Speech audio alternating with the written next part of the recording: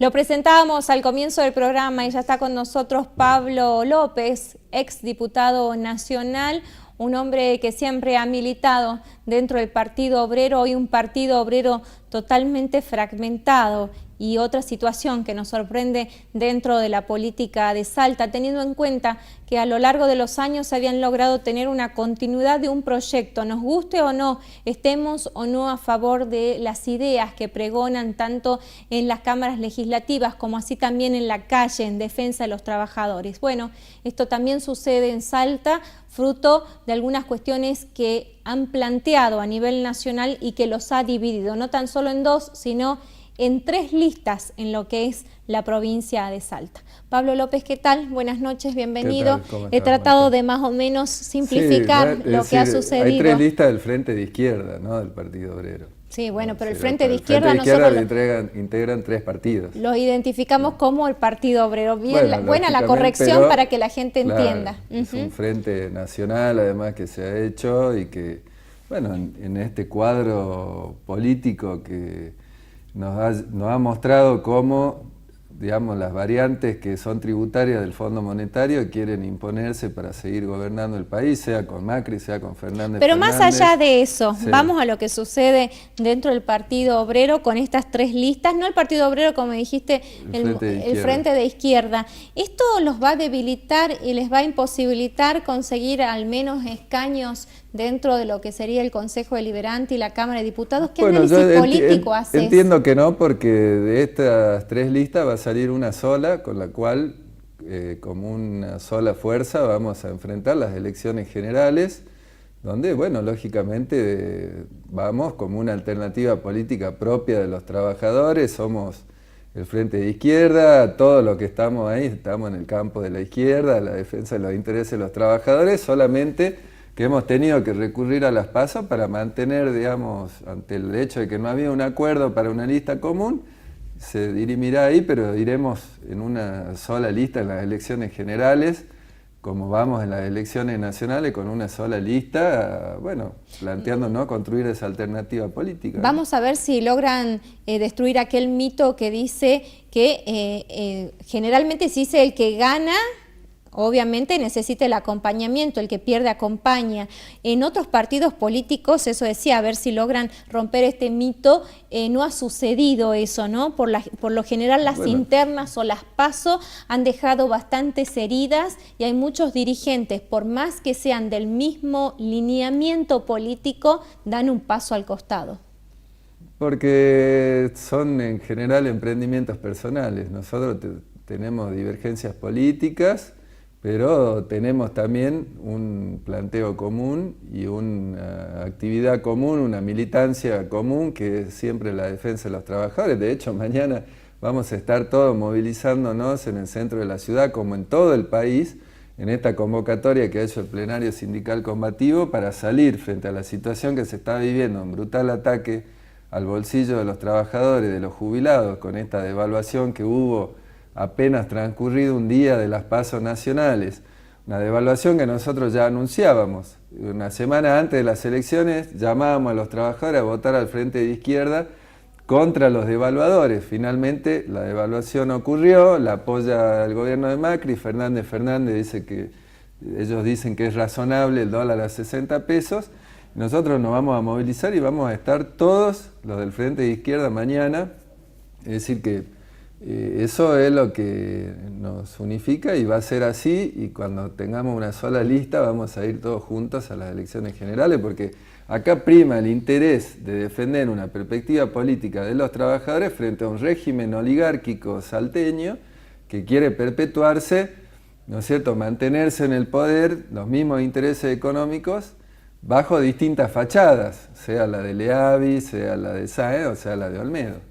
Ahora, si algo se ha cuestionado en este armado de listas, que aún no están oficializadas, pero es lo que conocemos y algunas correcciones podrían surgir, son las dobles candidaturas, ¿no? Algo que se venía cuestionando hace algún tiempo atrás y hoy se repite en la figura de Leavi, en la figura de Miguel Nani, y da la casualidad que Pablo López también lleva 2 candidaturas, ya es candidato a diputado. Soy precandidato a gobernador. Candidato a diputado nacional y precandidato a gobernador. ¿Por qué esta decisión de ir con esta doble candidatura? Los compañeros consideraron en un momento que tenía que ser candidato a diputado y en otro momento que también tenía que ser candidato a gobernador. Fueron dos. Si hubiesen sido simultáneas, seguramente esto sería no la hubiese pequeña ocurrido. Incoherencia que podemos encontrar dentro del Partido Obrero o del movimiento de Nosotros izquierda. nunca hemos cuestionado la doble candidaturas. Lo que nosotros cuestionamos son los programas de los candidatos. Es decir,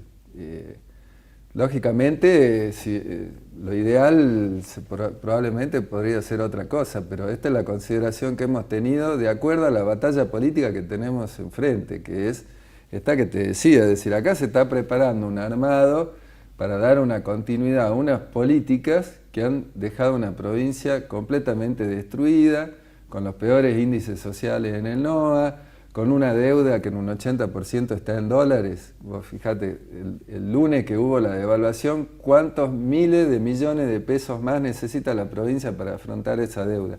Esta es la provincia que nos deja Urtubey. ¿De qué deuda? ¿De qué monto de deuda están hablando ustedes? No tengo ahora claro el monto, pero es una deuda importante que ya va a plantear un problema porque lógicamente este endeudamiento ha generado ajustes que, por ejemplo, el candidato a vicegobernador de Leavi, que es el actual ministro de Hacienda de la provincia, hoy renunciado ya. Bueno, pero se ha vanagloriado en su momento de tener un equilibrio fiscal a partir de un ajuste de los salarios de los empleados públicos. Entonces, lo que se viene es eso. Sáenz es parte ha defendido las políticas del gobierno nacional que se han basado también en el ajuste. Olmedo, otro tanto. Y Pablo López, ¿cómo haría para gobernar una Salta con este panorama político, social y económico? Bueno, mira, uno de los puntos clave es recuperar nuestros recursos. Es decir, por ejemplo, acá no hay ninguna política de que haga que tributen, por ejemplo, los grandes grupos económicos que actúan en la provincia. Todo lo contrario, acá se los ha eximido. ¿De quiénes se hablamos? Los ha condonado. Bueno, por ejemplo, Urtubey le condonó la deuda del canon que no pagó nunca Olmedo por Salta Forestal, que puede estar llegando a los 1.000 millones de pesos tranquilamente, a las petroleras, a las mineras. Los grandes grupos exportadores, los grupos terratenientes, pagan el impuesto inmobiliario rural de acuerdo a valores, digamos, que no no se condicen con el verdadero valor de la tierra. Sin embargo, digamos, en cualquier localidad, en cualquier municipio, la gente paga muchísimo más proporcionalmente, digamos, por su vivienda, que no le saca ningún rédito económico. Entonces, eso es un primer aspecto que tenemos que lograr. El otro aspecto ¿Y se podría con todo esto incrementar el salario de aquellos sectores más desprotegidos? Probablemente sí, porque vos tenés de dónde sacar recursos. ¿Qué es lo que dice el gobierno? No hay recursos. Por eso cuando salen los docentes, por ejemplo, a reclamar, dicen no tenemos. Sin embargo, le condonan a uno por un lado, exenciones impositivas, está lleno de leyes de exenciones impositivas por otro. ¿No es cierto? No hay un plan tampoco de desarrollo provincial. Nosotros tenemos una provincia que tiene hidrocarburos, por ejemplo, en el norte. Este gobierno ha permitido una verdadera huelga de inversiones de las empresas. La producción de gas y petróleo en Salta ha caído casi un 60% en los últimos 10 años. Es decir, es criminal la política que han tenido en este sentido. Nosotros estamos pagando los combustibles más caros del país cuando tenemos estos recursos naturales en nuestra propia provincia, con las consecuencias de una enorme desocupación en el norte provincial, de casos de desnutrición. Entonces hay que revertir esa ¿Hay algo que se le ha cuestionado al movimiento que usted integra y es el tema de que cuando tuvieron la oportunidad en el Consejo Deliberante de plantear políticas públicas a largo plazo, un bloque tan importante como habían logrado hace un par de años de 9 concejales, no fue posible? ¿Eso a qué se debió? ¿Qué análisis hace usted con el tiempo? Porque si hablamos de un Consejo Deliberante donde no pudieron prosperar algunos proyectos, ¿cómo podemos eso trasladar a otros sectores del Ejecutivo, donde hay mayor poder de decisión y hay una impronta que hay que poner en beneficio de la gente? Primero hay que contextualizar exactamente las cosas. Nosotros teníamos 9 concejales sobre 21. Eran en un bloque mayoritario. Sí, pero no éramos la mayoría. Los otros bloques bloqueaban, ¿no es cierto?, toda nuestra iniciativa, y la que lograban superarse las vetaba ISA. Creo que ISA no debe haber tenido tantos vetos como en el periodo de 2 años donde tuvimos... En virtud de las ordenanzas que surgían. O sea que sí se las aprobaban a las ordenanzas. Después Miguel Isa las vetaba. Después ISA las vetó, y por ejemplo, durante todo ese periodo no pudo imponerse un impuestazo que se venían imponiendo prácticamente todos los años. Pero después entonces lo siguiente, usted no puede decir que porque eran un bloque de 9 y que los otros se oponían. Ustedes sí hicieron, tuvieron grandes logros. Hicimos, lógico. Es decir, ahora, ¿por qué pensar, podría decir, por qué reclamarle al Partido Obrero, que tuvo 2 años, un bloque grande? No, no es reclamar, es hacer un análisis. No, ya sé, pero mucha gente dice esto, ¿no es cierto?, lo que vos decís. Sin embargo, acá Urtubey, por ejemplo, gobernó 12 años la provincia con una absoluta mayoría parlamentaria. ¿Y cómo terminó la provincia? Terminó muy mal, es decir, nosotros nunca no ejercíamos el poder del gobierno, aún con los 9 concejales. ¿Puede hacer un paralelismo de cómo terminó el gobierno de Romero y el de Urtubey? Bueno, terminan más o menos parecidos. ¿En qué sentido? En un agotamiento político muy grande, ¿no es cierto? Financieramente. Financieramente, con una deuda muy grande. Romero ¿no dejó un superávit. Sí, él dice que dejó superávit, pero dejó una deuda muy grande, solo que él había comprometido, como después continuó Urtubey, por ejemplo, la regalía hidrocarburífera como garantía del pago de esa deuda. Hoy ya, digamos, eso está licuado. Está licuado. ¿En qué sentido? Que no tenemos regalías, porque yo te decía, cayó 60% la producción de gas y petróleo en la provincia, eso ha disminuido esas regalías. ¿Usted es partidario de los mandatos indefinidos en los ejecutivos? No, nosotros creemos que los ejecutivos, digamos, es discutible incluso una sola reelección, porque quien detenta todo el poder del Estado, digamos, en un cargo ejecutivo y maneja los recursos, lógicamente tiene una Usted dice que eso que hay que legislarlo, no hay que dejarle, digamos, al soberano que elija si hay continuidad o no.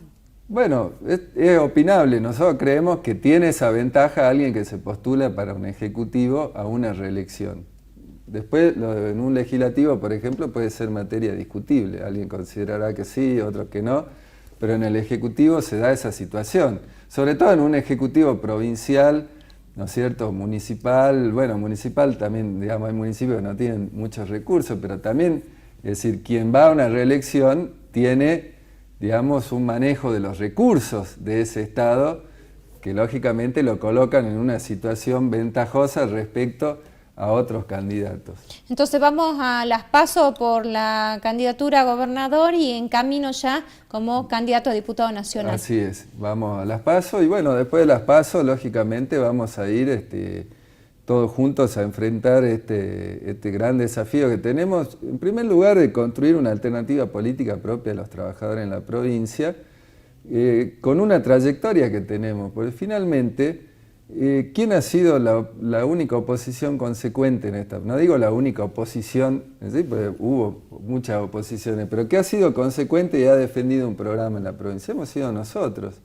Por ejemplo, quienes se postulaban hace algunos años como que querían ser esa oposición, hoy, como el radicalismo, por ejemplo, van con Romero en una elección y van con Olmedo en la otra. Es decir, han perdido, digamos, cualquier posibilidad de ser una alternativa. Bueno, creemos que nosotros tenemos que construir eso para disputar una salida que además hemos hecho, incluso en toda nuestra tarea parlamentaria, hemos planteado muchas cuestiones de salida de fondo, que algunas de ellas hoy se están llevando adelante, por ejemplo, en términos de la vivienda. Una cosa que hemos planteado sobre la vivienda. Me queda muy poquito tiempo. Bueno, hemos planteado lo de Pereira Rosa. Nos decían que estábamos locos, que ese lugar no era para viviendas populares. Lo tuvieron que hacer porque no había otra salida. Nosotros lo venimos planteando hace muchísimos años. Así como ese tipo de cosas, nuestro programa ha incluido muchísimas cuestiones que son una verdadera salida para los trabajadores y eso es lo que vamos a exponer en esta elección. Pablo López, gracias por tu tiempo. Muchas gracias. Hacemos nuestra última pausa y ya volvemos.